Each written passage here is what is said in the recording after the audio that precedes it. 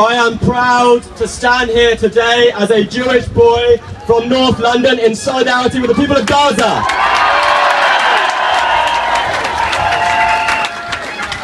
Make no mistake, the lesson of the Holocaust is not that we should close our eyes to other people's suffering in the name of self-protection. The lesson of the Holocaust is not that some lives are worth more than others, or that only some deaths are worth grieving. The lesson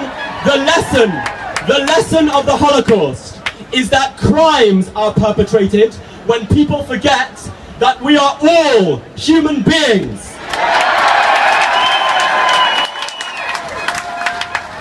So I'm not here today in spite of Jewish history. I'm here today because of Jewish history. I'm here today because my great-grandparents knew what it meant to be excluded and to be the victims of racism. They knew what it meant to be booted out of their homes and turned into refugees. So I can never turn a blind eye to dispossession and discrimination, to occupation and marginalization, wherever it takes place, and whoever its victims are, and whoever its perpetrators are.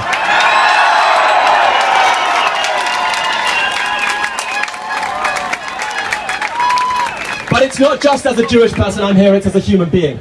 You know, we stand today outside the BBC. The BBC talks about a conflict in Gaza. A conflict that is grotesque. It is not a conflict when the world's fourth largest military power blockades, besieges and imprisons a stateless people who have no army of their own. Is that a conflict?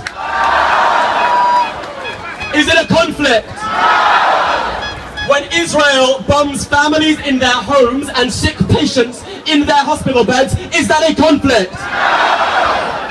When people flee for their lives to United Nations shelters and then Israel attacks the United Nations shelters, is that a conflict? No, no, no, BBC, this is not a conflict. This is a massacre. I am 19 years old. What future awaits the 19-year-olds of Gaza?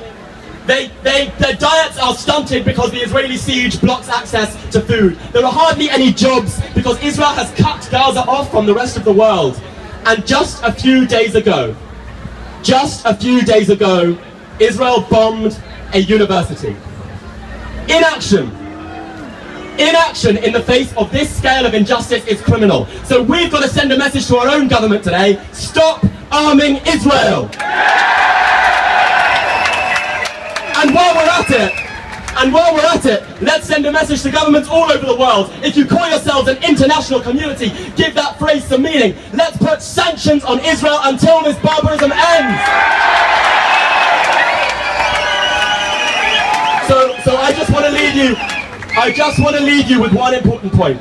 In the early 20th century, people all over the world from all backgrounds who stood with the oppressed might have declared, I too am a Jew. When apartheid besmirched the earth, people might have said, I too am a black South African. Well, today, people from all backgrounds, from all walks of life, all over the world, come together and say in our thousands and in our millions, we are all Palestinians.